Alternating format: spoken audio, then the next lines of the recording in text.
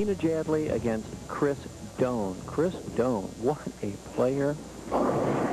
What a record he has had, but he's still so young.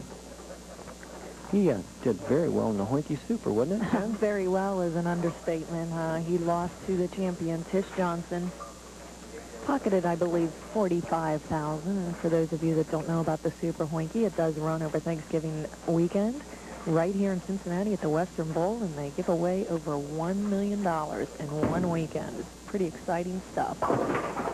It's my privilege to be part of that particular tournament, and it's my privilege to be part of this TV show. 33 years. Cincinnati, be proud, be loud. We have the only show in the country like it. We have the only show in the country, period. So please watch. And watch Lee go high for a 7-10. It didn't look that high. He's still standing at the line checking it out. No, it didn't. That was an extremely bad break, leaving a virtually impossible 7-10 split. Once again, Bill Zacharitz in third place there with a 771. He has absolutely been up there each and every week. Ron Bonner was in a tie yesterday with Chris Doane at 740. Chris won the roll-off with a, I believe it was a 209 game. Very uncharacteristic for Mr. Bonner to lose with that, but he's had some serious shoulder problems in the last couple of months, Jen, and he was telling me yesterday that he's going to have to get some medical activity going on his shoulder. Yeah, and that, what a shame. What a great game he has, but he'll be back. Right, he has such a high backswing and kind of opens his shoulder. That's very conducive to that type of problem. Ball just going a little bit long again. Needs to get the more aggressive roll going into the pocket. Lee Nienajadly, age 39, from Milford, Ohio. Averaging 217. He's got 7 300 games, a couple of 800s to his credit. And he's been on the TV show at least 7 times that we know of. 3 times this year alone. Yes. Good player. Got a future in the game. But boy, these two players, as we watch the match, ladies and gentlemen, you want to see 2 laid-back people? This is it. You won't see too much emotion out of either one of these gentlemen. They just go up, they do their job. As you were looking at Chris Doane from Florence, Kentucky, age 27. He's averaging 217 with 2 300s, 1 800 to his series, and his 4th TV appearance. Getting a great head pin reaction there. That ball looked as if it was going to go extremely light, made a last little jump towards the pocket, and cleared the deck. I honestly think, as we watch this from the floor cam, the game is, he gets the ball down very short. Watch it come into the 1-2 pocket there, and it mixes them up. Great angle. Love that angle. That is super cool. That's a snail's eye view of what what happens at a bowling establishment. I can't disagree with that. Goes from a good break to a very bad one. Solid 9 on a seemingly perfect shot in the 1-2 pocket. That's all you can do. Just throw it there and see what happens. Chris Doane, very laid back, very methodical. Great guy. I mean, you know, don't let the fact that he doesn't smile throw you off. He and his family are just some of the friendliest people you'll ever see. But on camera, while he's bowling, this is some pretty serious stuff. I'll tell you what else is serious stuff. The Hall of Fame inductees in Greater Cincinnati for 1997. Congratulations to Joe Minster, Art Loskamp, Wally Mitchell, Vince Blair, and George Riley.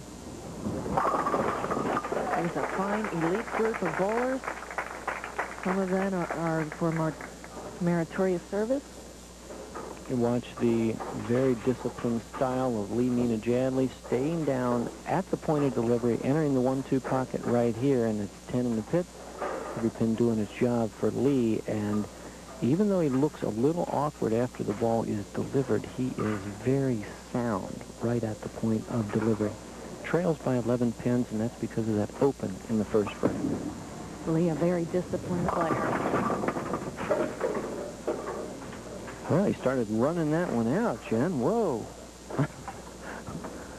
I don't know what to think. I'm describing him as a laid-back player, and he starts to run out what could have been a double. I've seen Lee get excited on more than a few occasions. Cross lane. Look out. Wow. Goes too wide and opens again. He's open twice out of 4 frames against Chris Doane. That typically would spell absolute disaster, but we've got a lot of frames left. Yesterday in the roll-off, as we pointed out, he won the roll-off against Ron Bonnert. That's why he is on the show today, and Ron is not.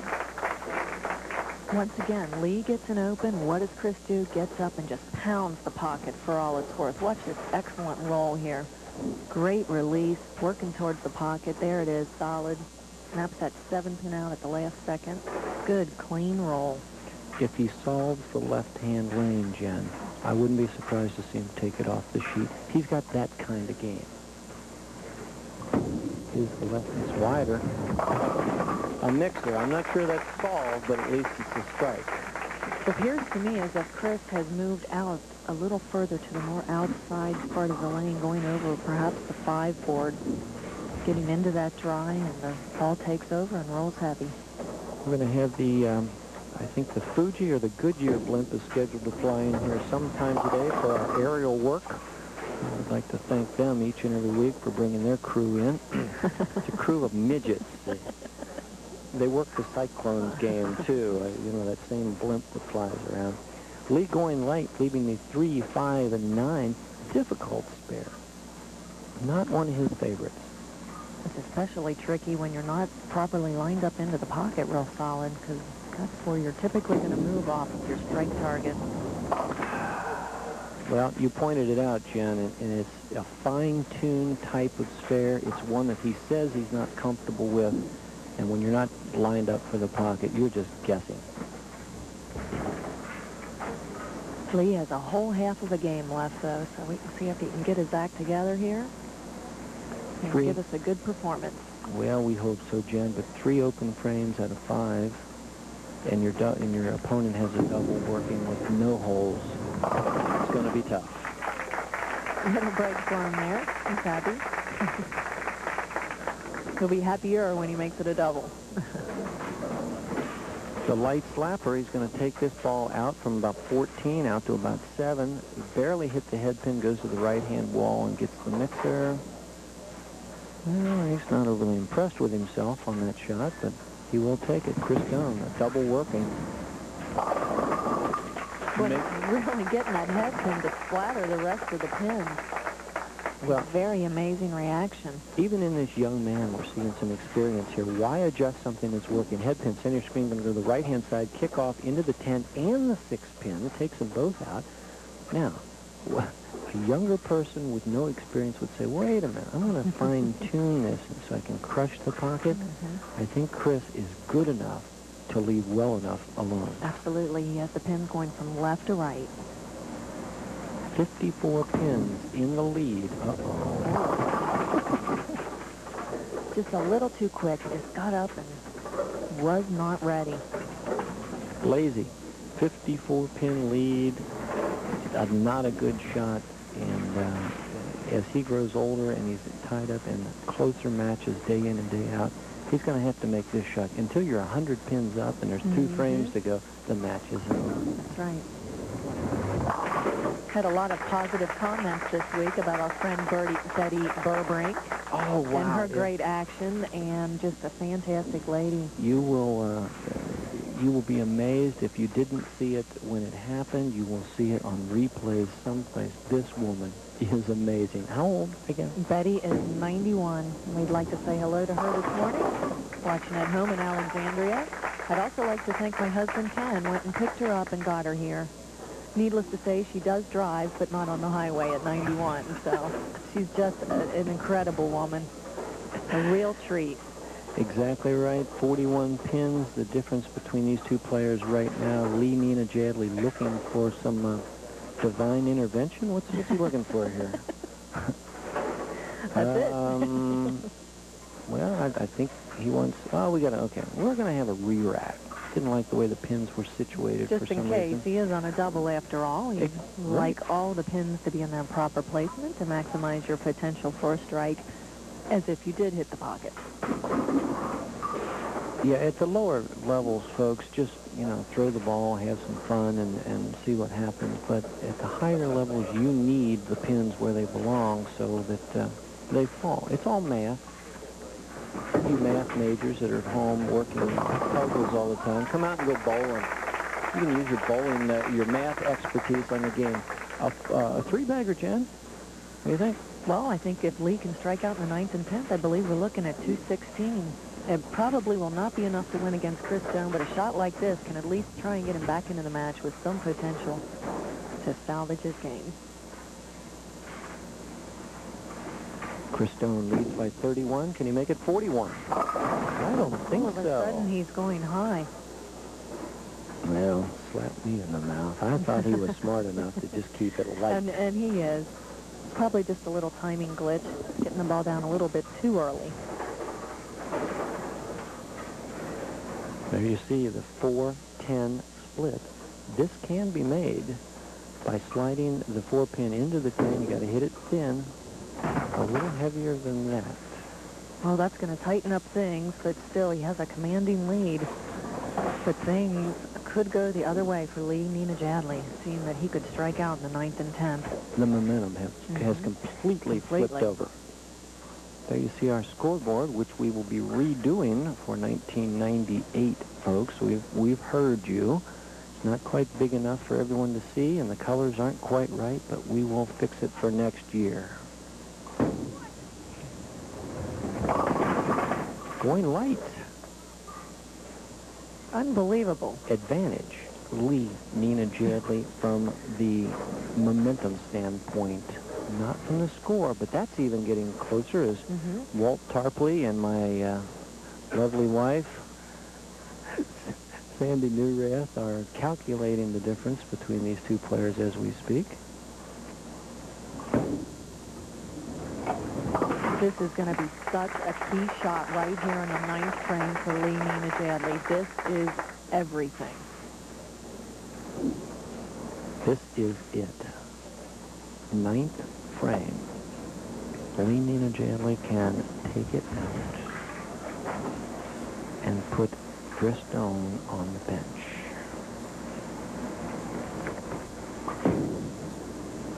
Looks good. Yes. Oh, what a clutch shot out of Lee Nienajadly. Outstanding. There's his son cheering him on. This is a crucial shot. This can put the match in the bag. Watch it going right over about the 14 forward, out to 7, back into the 1-2 pocket, takes the 10 out cleanly, and Lee likes it. He knows how crucial that particular shot was. Left-hand lane, Lee leads by 7. He can close the match out if he strikes. Another great-looking shot. Great-looking shot. Fabulous effort out of Lee Nienajadly. There's Jeremy Nienajadly. Also, Caitlin, his daughter, who's 2 years old, and his wife Annette also with us today. I think I saw Caitlin doing the moonwalk and applauding before, too, when Daly did that. Super. If he strikes on this ball, the match is over. Chris can do absolutely nothing to win the game after he had a 54-pin lead in the 5th frame. This could be one of the biggest turnarounds we have ever seen right here.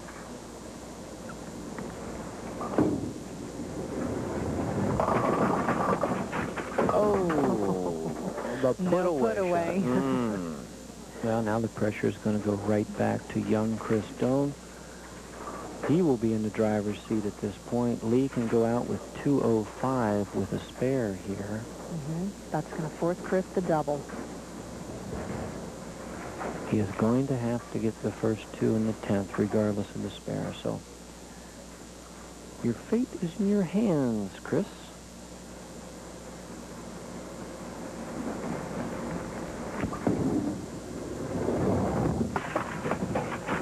Doesn't really matter that he missed it. Not the count important. is insignificant. First 2 strikes 10th and 11th frame are going to be needed by Chris Doane right here. We're going to see what this guy is made out of.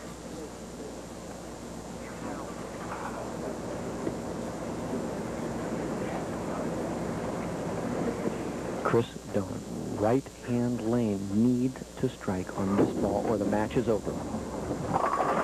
Again, going high. Wow, Well, what a disappointing day for Chris Doane. That does it. Chris Doane is going to go down in flames. Nienajadly moves on. 204 will earn him the right to face our king in next game. Stay with us.